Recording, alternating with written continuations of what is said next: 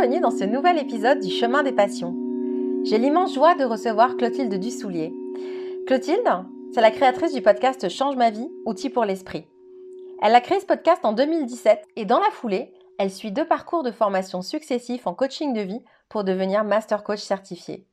Après quelques années de pratique, elle développe la méthode Change ma vie, je cite, une approche unique qui permet de reprendre goût à son quotidien, se connecter à ce qu'on veut vraiment et se mettre en mouvement pour le créer. En mai dernier, paraît aux éditions Robert Laffont son livre « La méthode change ma vie ». Son parcours, le podcast, le coaching, le livre, voici les grands axes que nous avons parcourus le temps de cette conversation. Je vous laisse avec Clotilde Dussoulier, la femme qui voulait changer nos vies. Bonjour Clotilde. Bonjour Rim. Bienvenue, je suis vraiment ravie de te recevoir et d'avoir cet échange avec toi. Merci beaucoup de me recevoir. Donc, pour donner un petit peu de contexte à ceux qui nous écoutent, tu as créé le podcast Change ma vie, outils pour l'esprit en 2017. Dans la foulée, tu suis 2 parcours de formation successives en coaching de vie pour devenir master coach certifié. Et après quelques années de pratique, tu développes la méthode Change ma vie, je cite, une approche unique qui permet de reprendre goût à son quotidien, se connecter à ce qu'on veut vraiment et se mettre en mouvement pour le créer. Et donc, le 7 mai, c'est une date importante puisque c'est celle de la parution de ton livre, La méthode change ma vie. Le coaching, le podcast, le livre, toi, voilà les grands axes qu'on va pouvoir parcourir ensemble le temps d'une conversation, si ça te convient. Avec grand plaisir. Pour commencer, Clotilde, est-ce que tu veux bien te présenter de la manière dont tu le souhaites ? Oui, merci beaucoup. Donc, je suis Clotilde Dussoulier, je vis à Paris, j'ai un mari, 2 enfants et une entreprise de coaching qui s'appelle donc Change ma vie, avec une équipe grâce à laquelle on accompagne des personnes qui ont envie, comme tu le dis, de reprendre goût à leur quotidien, de se concentrer sur l'essentiel dans une époque et une société dans laquelle on est très nourri d'injonctions, mais aussi de distractions et de toutes sortes de choses qui viennent nous polluer l'esprit au quotidien. Et en fait, pour moi, un des objectifs pour avoir une vie dans laquelle on se sent bien et dans laquelle on se sent avancé, c'est d'avoir de la clarté sur ce qu'on veut et de s'assurer qu'on avance un peu tous les jours dans cette direction en préservant la qualité de la relation avec soi. Le profil des personnes qu'on accompagne en coaching, ce sont souvent des personnes qui ont une sorte de penchant perfectionniste et qui ont tendance à être très exigeantes avec elles-mêmes, très dures souvent avec elles-mêmes. Et en fait, on ne peut avancer efficacement que si on est dans son équipe. Et donc ça me passionne d'aider les gens, et c'est aussi ce que je fais avec le podcast, à mieux se connaître pour mieux se traiter en fait, pour se parler plus gentiment, parce que je pense que c'est comme ça qu'on obtient les expériences les plus belles et les vies les plus réussies. Tu crées le podcast en 2017. Première question que j'ai envie de te poser, c'est comment est-ce que tu as découvert le format du podcast et pourquoi tu t'es lancé dans ce format ? À l'époque, en 2017, ce n'est pas le format le plus répandu. On est encore sur un format qui commence à se faire connaître par rapport à aujourd'hui. Oui. Mon expérience du podcast, elle prend naissance dans le fait que j'ai vécu aux États-Unis après mes études, parce que moi j'ai une formation d'ingénieur en informatique et j'ai démarré ma carrière dans la tech dans la Silicon Valley. Et après mon retour en France, en fait, j'avais pris l'habitude de continuer à écouter des émissions de radio que j'écoutais aux États-Unis au format podcast. Donc c'était des podcasts en mode catch-up radio. Et donc quand aux États-Unis le format podcast natif a commencé à se développer, en fait, moi, j'avais déjà des habitudes d'écoute de podcasts. J'adorais le format. J'ai une mémoire auditive développée. Et en plus, à l'époque, mon métier, j'étais auteure culinaire. Et donc, je passais beaucoup de temps dans mes semaines à cuisiner, à faire du stylisme culinaire, à prendre des photos, etc. Et donc, en fait, c'était des moments dans lesquels j'étais seule chez moi. Et donc, j'écoutais des podcasts parce que quand on fait rissoler des oignons, on a du temps de cerveau disponible. Et moi, comme en fait, j'aime beaucoup être nourrie d'idées, de conversations, d'histoires, d'expériences autres que la mienne. En fait, moi, c'était pain béni pour moi. Et donc, quand j'ai commencé à m'intéresser au développement personnel, quand j'ai découvert le coaching qui a complètement changé ma vie, le format du podcast s'est vraiment imposé à moi. Voilà, ça faisait un petit moment que je me disais, j'aimerais bien avoir un podcast. Je savais pas autour de quoi. Et comme le coaching était ma nouvelle passion, je me suis lancée là-dedans. Quelle est ton intention lorsque tu lances ton podcast? Est-ce que tu avais déjà une vision claire ou est-ce qu'elle s'est tissée au fur et à mesure dans l'action? J'avais une intention à 2 étages. Le premier étage, qui était vraiment mon moteur, principal, c'était que, j'avais découvert des outils de compréhension de soi et de conduite de sa vie qui avaient vraiment complètement révolutionné ma vie intérieure et donc ma vie extérieure, d'une façon, voilà, que des années de thérapie n'avaient jamais je n'avais jamais obtenu ça et en fait, quand j'avais eu des conversations avec des personnes de mon entourage sur ces sujets et je m'apercevais qu'ils ouvraient des yeux grands comme des soucoupes en fait, j'avais l'impression d'être une espèce de fontaine avec une eau fraîche que personne n'avait jamais goûtée. Et en fait, je me suis dit, si mes amis réagissent comme ça, alors si eux découvrent ça, à travers ce que je leur explique, il y a probablement d'autres gens qui sont pas au courant. Et donc, en fait, j'avais vraiment cette envie débordante de diffuser, de transmettre, de partager. Et c'était vraiment ça le moteur initial.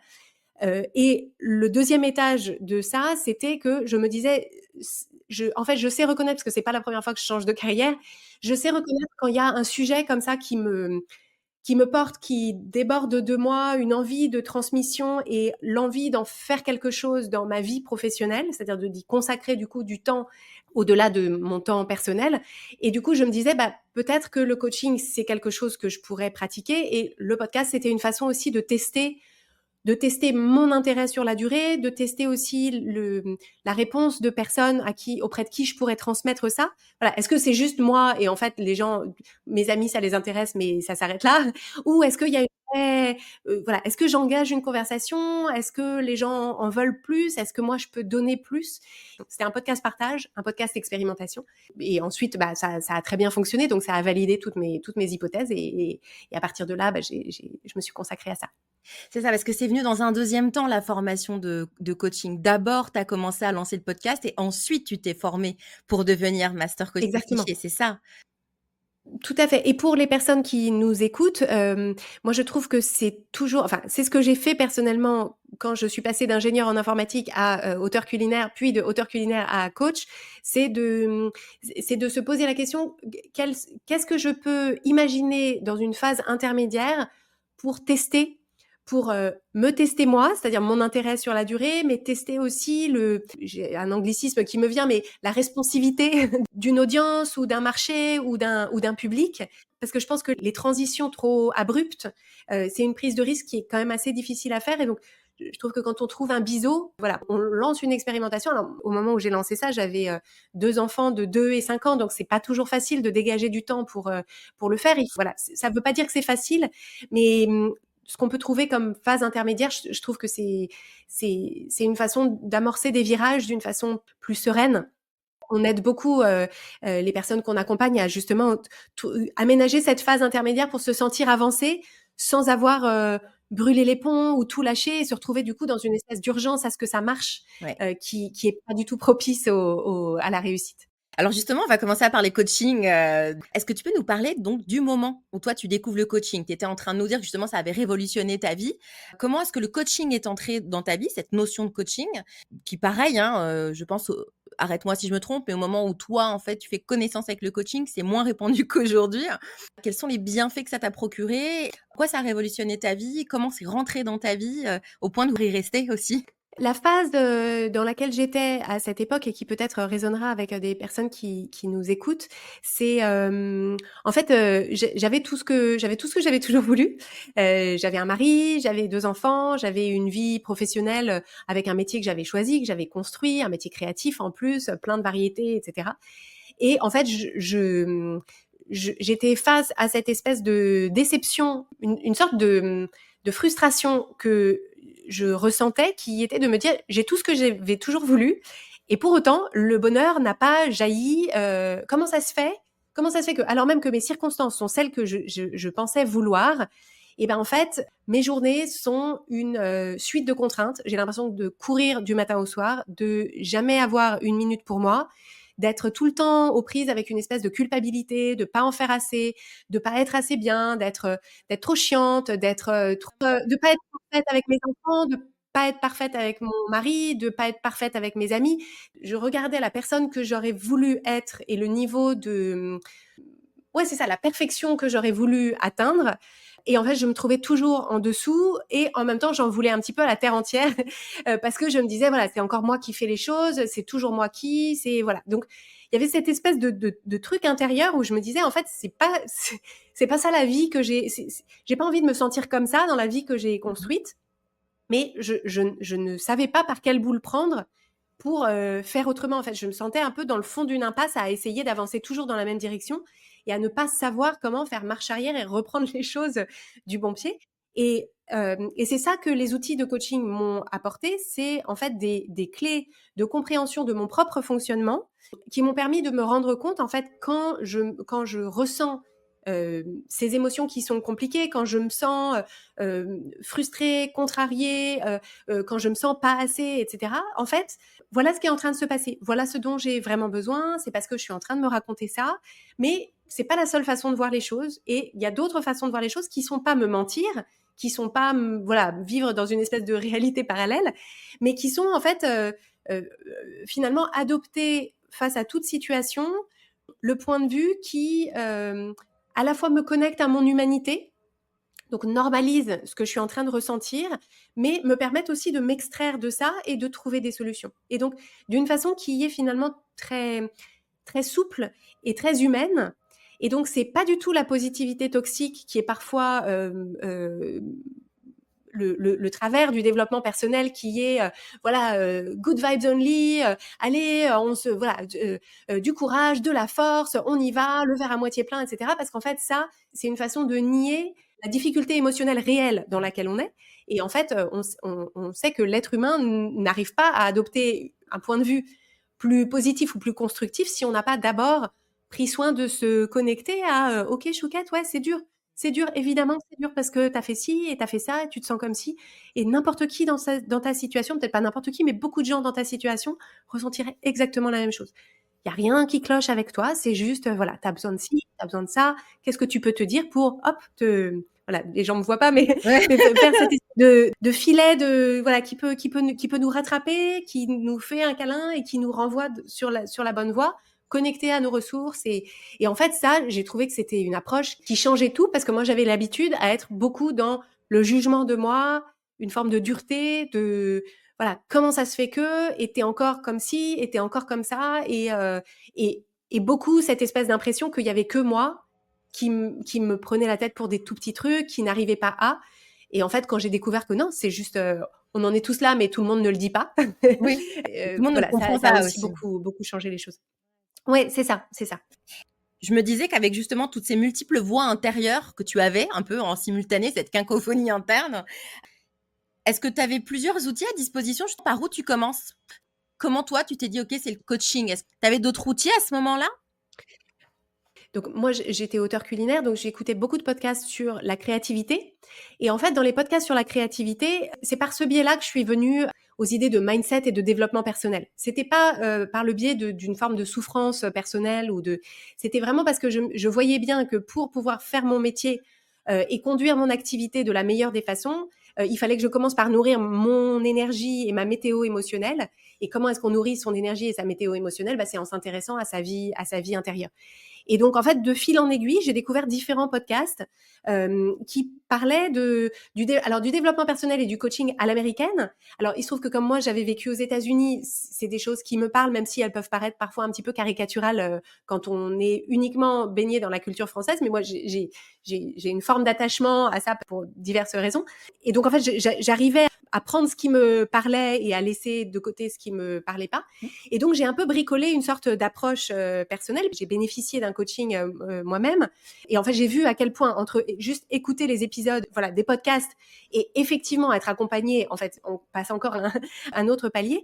Et ce que j'ai envie d'indiquer aux personnes qui nous écoutent, qui peut-être voudraient s'y mettre ou voudraient structurer leur approche, c'est qu'ensuite, moi, j'ai tâtonné et en fait, c'est pour ça que j'ai développé la méthode Change ma vie.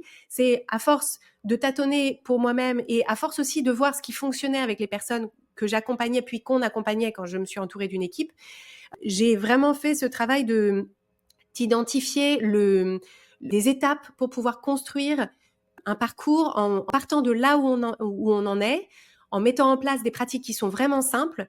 Et donc, c'est ce qu'on fait en coaching pour les personnes qui veulent se faire accompagner. Et c'est l'introduction à cette méthode dans le livre La méthode change ma vie. Très bien, sur lequel justement on va revenir. À quel moment tu dis je veux en faire mon nouveau métier? C'est ce qui est important pour moi aujourd'hui. Alors, j'ai là aussi eu une phase en biseau, c'est-à-dire qu'en fait, ce que j'ai fait, et donc pareil, c'est quelque chose que je peux recommander pour les personnes qui voudraient se lancer là-dedans ou dans autre chose, c'est qu'en fait, parallèlement au podcast, je me suis dit, je vais prendre contact avec quelques personnes dans mon entourage qui sont pas des amis, mais qui sont des connaissances de mon réseau essentiellement professionnel. Et je vais leur dire, j'ai envie de me lancer dans le coaching, de proposer des prestations de coaching. Et donc, est-ce que ça t'intéresserait qu'on prévoit quelques moments où voilà, je puisse jouer ce rôle auprès de toi? Donc, j'ai commencé par le faire gratuitement. Et puis après, comme ça marchait bien, j'ai commencé à facturer. Il se trouve que le coaching n'étant pas une activité régulée, on a la possibilité de se lancer sans avoir de formation, etc. À mon sens, c'est pas un problème à condition d'être transparent, c'est-à-dire à condition de dire voilà où est-ce que j'en suis. Ce que je vais pouvoir t'apporter, c'est à l'échelle de mon cheminement personnel, de mes lectures, de ce que j'ai compris, et je pense pouvoir t'apporter quelque chose. Si ça te dit, on y va. Ce qui est problématique, c'est de prétendre être capable de faire des choses dont on n'est pas capable, ça c'est problématique, mais je pense qu'il y a beaucoup de gens qui en fait ont déjà une posture de coach dans certaines de leurs relations et où en fait ils font déjà, comme Monsieur Jourdain, du coaching sans le savoir. Et c'était mon cas aussi, c'est-à-dire que moi, en fait, en découvrant le métier de coach, je me suis rendu compte qu'en fait, c'était une posture que j'avais déjà beaucoup dans mes amitiés. J'ai une sœur dont je suis très proche, auprès de qui, quand la situation le nécessite, je prends cette posture qui est en fait, c'est une neutralité engagée. C'est-à-dire qu'en fait, je suis engagée dans le fait que tu es ce que tu veux et ce qui sera le mieux pour toi, mais j'ai une neutralité, c'est-à-dire que moi, je n'ai pas d'attachement particulier à ce que tu choisisses le choix A ou le choix B. Et en fait, cette espèce de neutralité engagée, ça permet à la personne en face de s'écouter, réfléchir, de trouver ses propres solutions et d'avoir confiance dans sa capacité à avancer. Et ça, en fait, c'est quelque chose que je fais assez naturellement. J'adore les gens, je crois beaucoup dans l'humanité et les qualités des personnes. Et donc ça, c'est toujours quelque chose que j'ai beaucoup aimé, c'est voilà, apporter ça dans mes amitiés, dans mes relations. Et en fait, j'avais pas mal de relations professionnelles.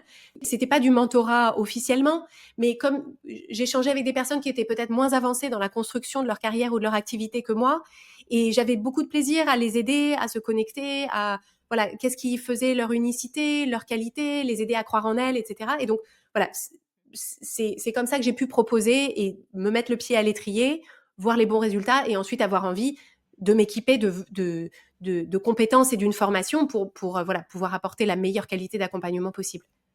Quelle est ta définition du coaching? Quoi, ta définition versus celle du coaching? Je pense comprendre le sens de ta question.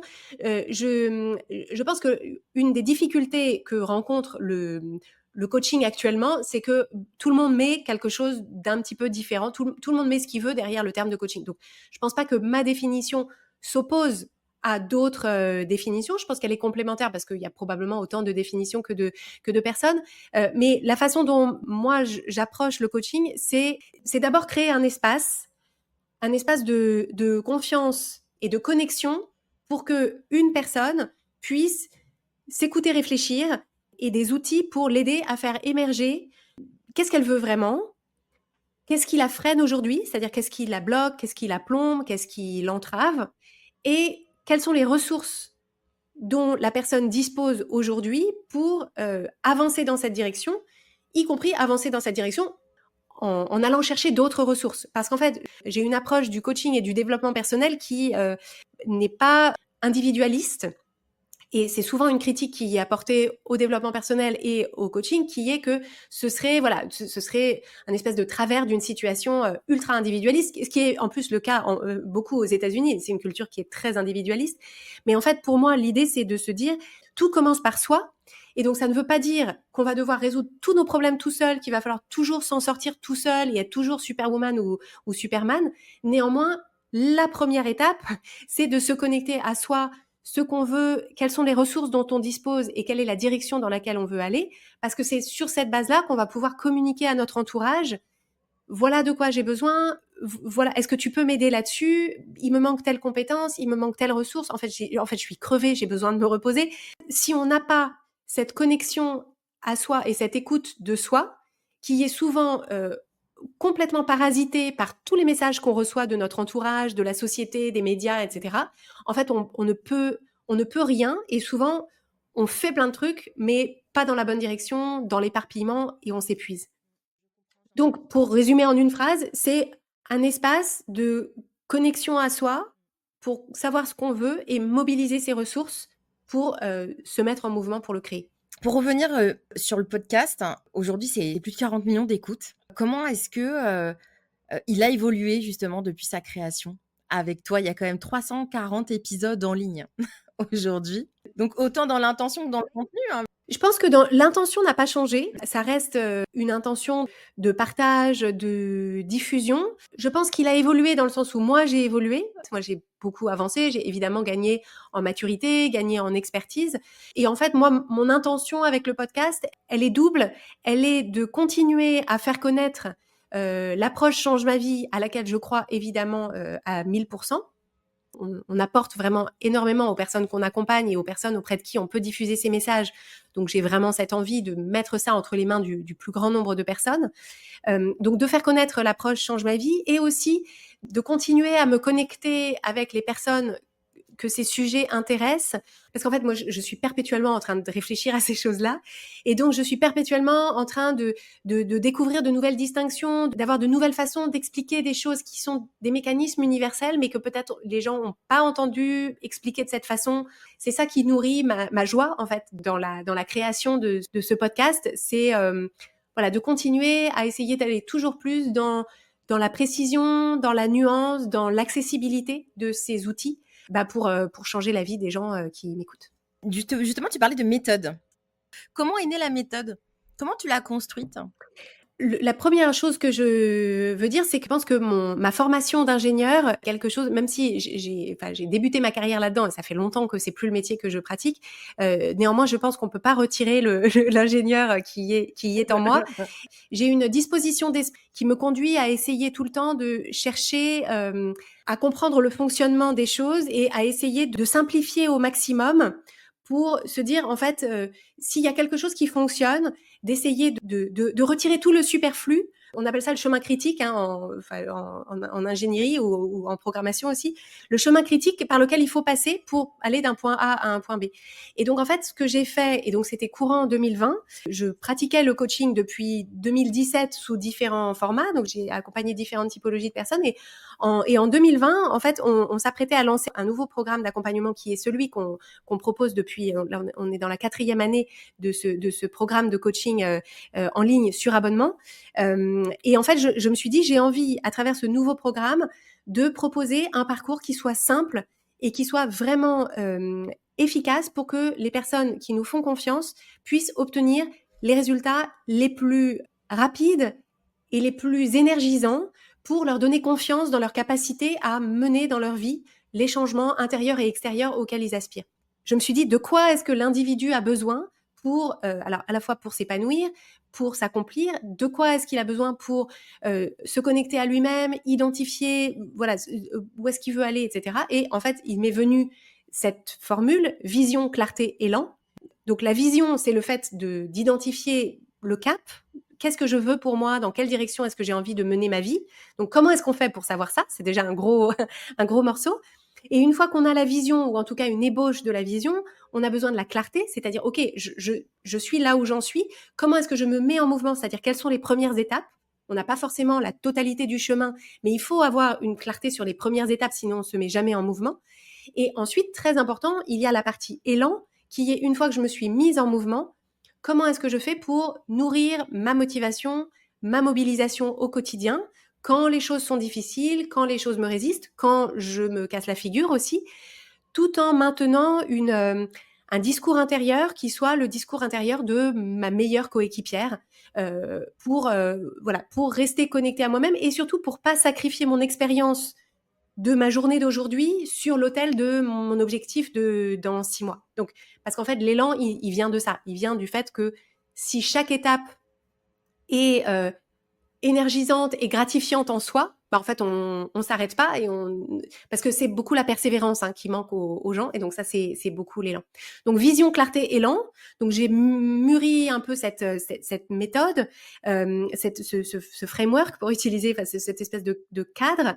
J'ai vécu un petit peu avec, et on a commencé à le proposer, et on a vu qu'effectivement, on pouvait vraiment, en fait, n'importe quel problème qu'on rencontre dans notre vie, n'importe quel blocage vient soit d'un manque de vision, soit d'un manque de clarté, soit d'un manque d'élan. Et donc, à l'épreuve de plusieurs années d'accompagnement de milliers de personnes avec cette méthode, je me suis dit, on va en faire un livre. Et donc, j'ai travaillé sur ce livre entre 2023 et 2024, et il est sorti en mai 2024.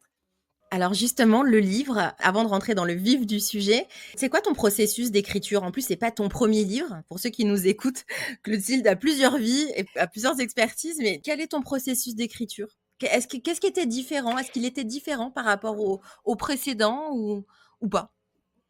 Alors, ce qui était génial pour écrire le livre, c'est que, et je l'explique dans l'introduction du livre, c'est que j'ai utilisé ma méthodologie, c'est-à-dire la vision, la clarté et l'élan, c'est ce dont on a besoin pour écrire un livre. Il faut commencer par visualiser, OK, qu'est-ce que c'est ce livre que je veux écrire? Quel est le message que je veux envoyer? Qui est-ce que je veux qu'il touche? À qui est-ce que je veux qu'il soit utile? Donc, développer la vision. Une fois qu'on a la vision, c'est OK, quelles sont les premières étapes qui vont me permettre de matérialiser cette vision? Et l'écriture d'un livre, c'est beaucoup d'élan, beaucoup d'élan à nourrir, parce que un processus créatif, je pense qu'il ne peut jamais être indolore. On a nécessairement, et je pense que ça fait partie que c'est constitutif de la qualité du résultat final, que de rencontrer beaucoup de doutes qu'il faut du coup surmonter, mais je pense que c'est en surmontant les doutes qu'on obtient quelque chose de mieux à la fin, parce que c'est toutes les questions qu'on s'est posées, même inconfortables, en cours de route, qui font que une fois qu'on les a résolues, on a plus de clarté, et on amène le livre plus loin. Je pense que c'est aussi pour ça que je trouve ça important de se donner du temps pour écrire un livre. C'est qu'en fait, le temps, il n'y a pas de raccourci en fait sur ce processus de maturation de ses idées, ce processus de maturation de l'objet. En fait, c'est un peu comme un bon vin, c'est-à-dire les primeurs, c'est super, mais le même vin, 5 ans plus tard, s'il était bon au départ, il sera encore meilleur 5 ans plus tard. Et c'est aussi pour ça que je n'ai écrit un livre, Change ma vie, qu'en 2024, alors que au fil des années, compte tenu de la visibilité du podcast, il y a eu différentes opportunités. Je voulais attendre d'avoir un message suffisamment mûri, construit et solide pour me dire, voilà un livre dont je pense qu'il sera utile dans 5 ans, dans 10 ans, dans 30 ans. Je sais pas si ce sera le cas, mais voilà, je veux que mes enfants, quand ils auront, j'en sais rien, 30 ans, ils redécouvrent le livre de maman, et qu'ils se disent, ah ouais, en fait, c'était plein de sagesse, ça m'est très utile, et voilà. Ah super. Ouais, donc finalement, ce processus-là, il a été différent des précédents. Tu as utilisé ta méthode, donc c'est un sacré cheminement, en fait, C'est vrai. même pour toi, du coup, C'est finalement, vrai. d'avoir écrit ce livre. Tout à fait, tout à fait. Alors moi, je l'ai lu. Je vais dire un truc qui paraît évident, mais en fait, quand je l'ai lu, je me suis dit: «C'est vraiment un manuel de gestion des émotions». J'ai vraiment réalisé ça en le lisant, et du coup, je me suis dit: «Ah, c'est super», parce que c'est vraiment finalement un manuel de compréhension et de gestion des émotions, avec des exercices qui accompagnent chaque étape. Donc il y a vraiment moyen de lire, comprendre, passer à l'action, et il y a aussi beaucoup d'informations, beaucoup d'exercices. Donc moi, j'avais quand même envie de te demander, c'est quoi le kit express? Parce que certes, il y a le livre, il y a tout le processus quand on rentre vraiment sur un cheminement, avec soi. Dans n'importe quel domaine de vie, finalement, quel est le premier exercice que tu recommandes pour commencer? Quel est le premier outil du Ouais. livre? Parce qu'il y en a beaucoup, c'est pour ça Alors, que je je pose la ouais, question. la toute première pratique que moi je conseille à absolument tout le monde, c'est la pratique du flot de pensée. Et c'est simplement le fait de prendre 5, 10, 15 minutes dans sa journée pour se poser avec un papier, un crayon ou une note sur son téléphone. Moi, personnellement, je préfère le papier et le stylo, mais pour réfléchir par écrit, pour en fait se dire, s'écouter penser, pour pouvoir prendre de la distance par rapport à ses pensées et comprendre pourquoi est-ce qu'on se sent, comment on se sent. Parce qu'en fait, le cerveau humain est câblé de telle sorte qu'en fait, on pense en permanence dans la journée, et qu'on est habitué à penser que nos pensées sont des faits et que notre façon de voir des situations, c'est la seule façon de voir des situations.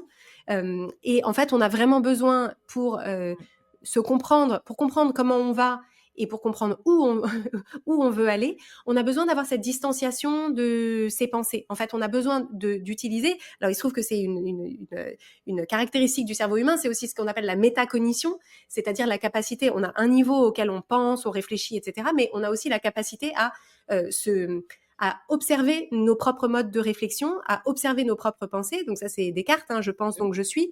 Enfin, c'est pas que ça qu'il voulait dire, mais c'est aussi ça.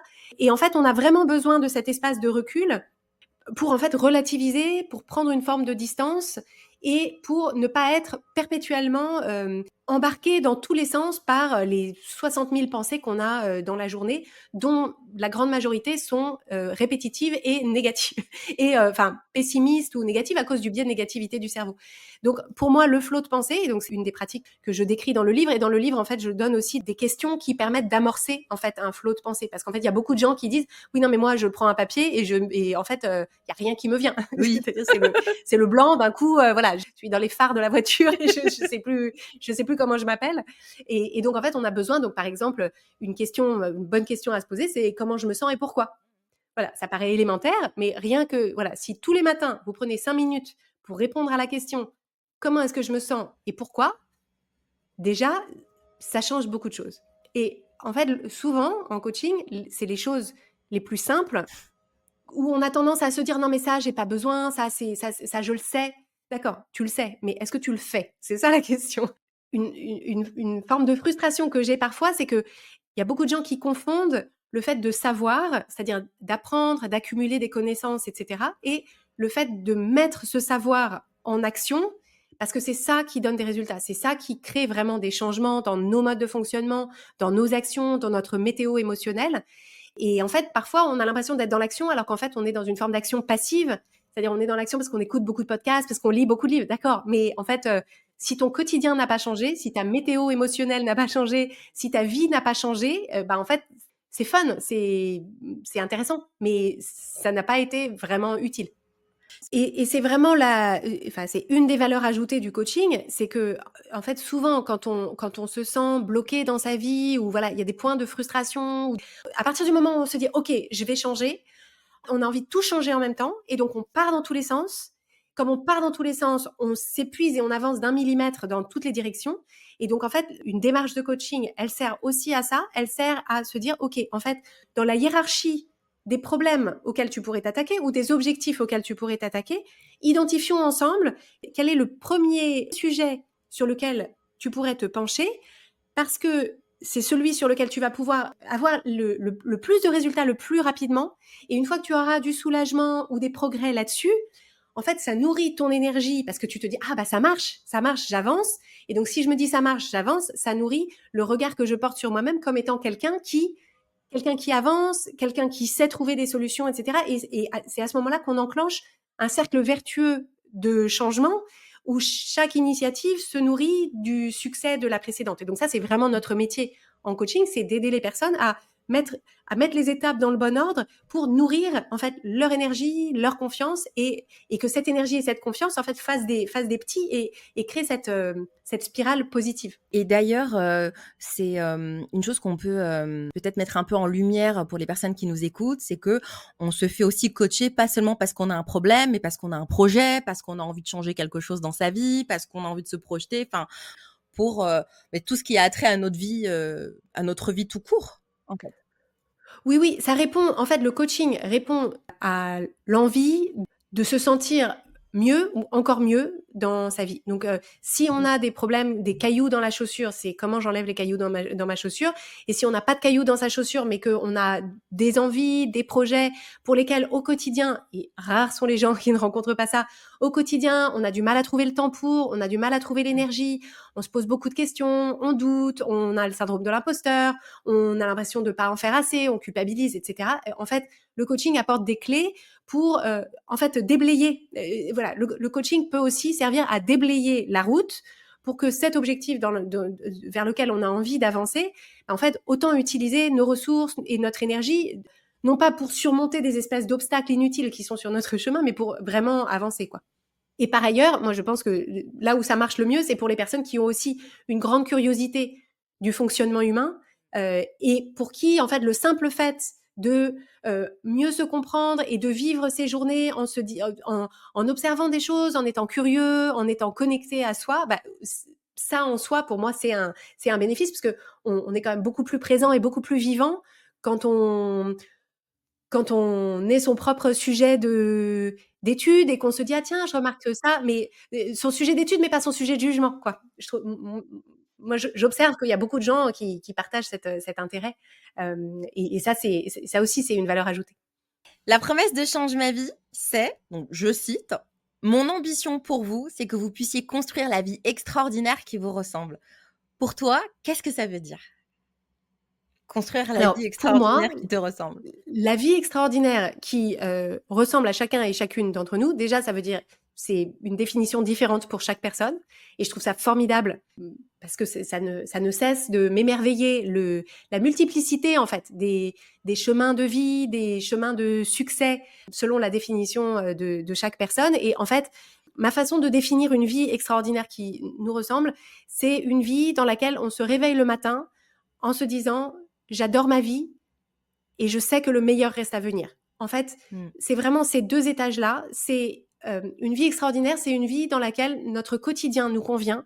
On se sent à sa place, on se réveille alors, en ayant plus ou moins bien dormi, en étant en plus ou moins en bonne santé. Hein, c'est pas ça la question, mais en ressentant un élan à l'idée de la journée qu'on va vivre, en se sentant bien et à sa place au fil de sa journée, mais aussi de savoir qu'on est en train de construire, qu'on est en construction de la suite et qu'on est optimiste sur les années et les décennies qui nous attendent. Et ça nécessite des pratiques réelles de nourrir ça parce que on vit dans un environnement et dans un contexte d'actualité dans lequel c'est vraiment nager à contre-courant que de nourrir notre optimisme. Et pourtant, voilà, les études en psychologie positive le montrent. En fait, l'état d'esprit optimiste, donc pas optimiste béat, pas voilà de la naïveté ou de se raconter des histoires, mais notre propre optimisme sur le monde, sur notre entourage et sur nous-mêmes a un effet autoréalisateur, évidemment. Donc ça ne veut pas dire que je vais résoudre la crise climatique à moi toute seule, mais c'est aussi en nourrissant mon propre optimisme sur le monde, la société, sur ma famille, sur ma vie, etc., que au quotidien, j'entreprends les actions qui vont favoriser le scénario que j'appelle de mes vœux. Et une chose que je remarque en particulier, c'est que on est aussi dans une société qui est très jeuniste ou agiste, selon comment on le dit, où on nous indique fortement que passer 30 ans, c'est la dégringolade, c'est-à-dire que voilà, qu'il y a un espèce de pic d'épanouissement, de séduction, de valeur qui est autour de 30-35 ans et que plus on se rapproche de la quarantaine, et alors je parle même pas de la cinquantaine, soixantaine, soixante-dizaine, que là c'est oh là là, ça va être de pire en pire et que les meilleures années sont derrière toi. Et moi ça, je trouve que c'est un poison qu'on inhale au quotidien dans les médias, dans les news, etc. Et en fait, moi j'ai vraiment envie d'incarner le contre-courant de ça, de se dire non, en fait, quel que soit l'âge que vous avez, vos meilleures années sont devant vous. Vous avez sans doute vécu des choses formidables et on va apprendre de ça et on peut... voilà, ce sera pas... Voilà, par exemple, moi, mes enfants, ils ont 9 et 12 ans aujourd'hui. Donc, les petites années d'avoir des enfants petits, etc., je les revivrai plus ou peut-être si un jour ils ont des enfants, mais ce sera pas pareil. Mais donc, en fait, ça ne veut pas dire que je vais continuer à vivre les belles années qui sont derrière moi. Ça veut pas dire que les belles années qui sont devant moi, ce sera les mêmes.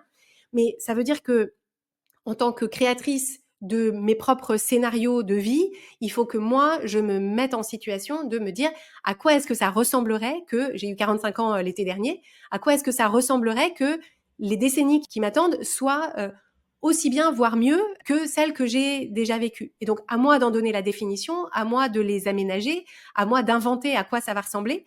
Personne ne le fera pour moi parce que ce que la société me dit, c'est voilà, tout est le meilleur est derrière toi. Je trouve que c'est très important de mettre entre mes mains et entre les mains des personnes qu'on accompagne des outils pour juste décliner cette option-là et se dire non, en fait, moi, mes meilleures années, elles sont devant moi. Oui, oui, complètement. Et pour moi, ça, c'est extraordinaire. C'est d'autant plus extraordinaire, littéralement, que ça n'est pas l'ordinaire, enfin, ça n'est pas ce que vit la moyenne des gens. Et donc, on va pas être la moyenne des gens. Tu en parles dans le livre, je trouve très important, c'est un pilier, c'est nos systèmes de croyances, en fait, ceux déjà avec lesquels nous, en fait, on évolue dans nos vies, la manière dont on va partir à leur rencontre, les déconstruire et voir qu'est-ce qu'on garde, qu'est-ce qu'on change, etc. Et effectivement, l'environnement dans lequel on est nous rajoute des conditionnements, nous rajoute des croyances que parfois on peut aussi finalement intégrer sans les avoir questionnés. Donc, c'est très juste et c'est de revenir Ouais. dessus, en fait. Et en fait, le message que je veux, envoyer, c'est que, cette prise de distance par rapport à nos croyances, alors il y en a qui nous sont utiles et qu'on va garder, hein, Oui, oui. mais sur notre système moral notamment, enfin voilà, il y a plein de choses, plein de conditionnements qu'on reçoit qui sont très bien pour faire société. Mais, cette prise de distance par rapport à nos croyances, en fait, elle est absolument impérative pour exercer sa liberté, en fait. Sa liberté sur sa propre vie, ce qui est quand même fondamentalement une aspiration si ce n'est l'aspiration fondamentale de l'être humain, c'est la sécurité d'abord. Donc ça, si on l'a pas, c'est ça qu'il faut faire. Mais la liberté permet aussi d'assurer sa sécurité. Mais la sécurité et la liberté, et en fait, ça, notre liberté, c'est d'abord et avant tout la liberté de se dire quelle est la vie que j'ai envie, moi, de mener, parce qu'elle me correspond, parce qu'elle me plaît, et je change d'avis quand je veux. Il n'y a pas de voilà, j'ai pas d'engagement voilà sur les 50 ans qui viennent, mais en fait, ce que je veux vraiment envoyer comme message, c'est que notre cerveau ne le fait pas automatiquement et que la société n'est pas conçue pour créer cet espace de réflexion individuelle. La société, elle est conçue c'est une société productiviste. Donc, c'est une société pour que tout le monde marche dans la même direction, qu'on soit tous productifs, qu'on trouve tous notre place dans cette espèce de construction voilà, économique, que les mères jouent leur rôle de mère, que les pères jouent leur rôle de père. Ça ne veut pas dire qu'on ne fera pas toutes ces choses-là, mais ça veut dire qu'on va le faire à notre façon. Mais cette liberté-là, il faut la prendre parce qu'on ne nous la donnera pas. Pour conclure, parce qu'on arrive à la fin de notre échange, quelle est la suite de Change ma vie? Comment tu te projettes dans cette entreprise qui continue de grandir?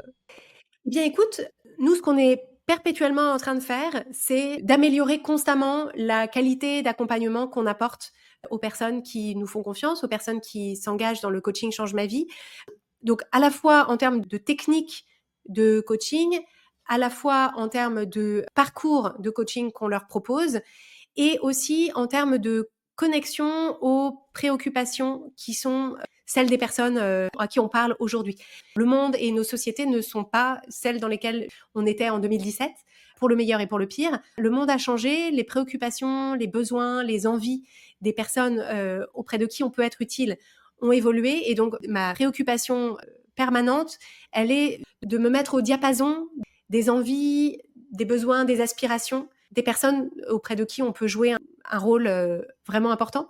On a ce jour, avec le coaching Change ma vie, accompagné plus de 3500 personnes. C'est notre cœur de métier, on en est très fiers. Je veux pas d'un programme qui soit un pilotage automatique où on continue à faire la même chose tout le temps. On est en interne toujours en train de se poser la question de quoi ont besoin les personnes qu'on accompagne, de quoi ont besoin les personnes qu'on pourrait accompagner, qu'est-ce qu'elles ont besoin d'entendre, qu'est-ce qu'elles ont besoin de comprendre, qu'est-ce qu'elles ont besoin de faire, et comment est-ce qu'on peut les aider pour que ce soit le plus simple, le plus efficace, le meilleur usage de leurs ressources. J'aime l'efficience, et donc en fait je veux vraiment que chaque minute qu'une personne investit à participer à notre programme de coaching, ce soit une minute qui lui apporte, qui la fasse avancer, qui nourrisse sa démarche, qui lui donne du courage, qui lui donne de la motivation, qui lui donne de la confiance. Et donc, on est perpétuellement en train d'améliorer ça. Ma chère Clotilde, on arrive à la fin de notre échange.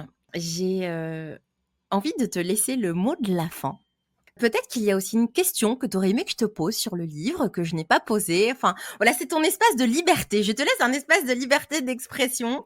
Alors, il y a une chose que je voulais mentionner, c'est qu'on organise à plusieurs moments de l'année des expériences de coaching qui sont accessibles à tous et à toutes, pour justement faire découvrir à quoi est-ce que ça ressemble le coaching, parce que ça reste assez mystérieux pour certaines personnes. Et notamment, on propose, alors pour les personnes qui m'écouteront avant cette date, en octobre 2024, on propose une expérience qui s'appelle la Semaine Change ma vie, qui est une expérience de coaching immersive sur 3 jours. Donc, il y a 3 lives avec du coaching en ligne, avec des clés. Et en fait, cette semaine Change ma vie d'octobre, la promesse, c'est stopper la spirale de l'épuisement. Parce qu'en fait, à la période de la rentrée, c'est le moment où beaucoup de personnes se remettent dans leur quotidien, un quotidien qui est souvent complètement surchargé d'injonctions, de to-do, de distractions, d'éparpillement, etc. Le burn-out, c'est un vrai problème de santé publique.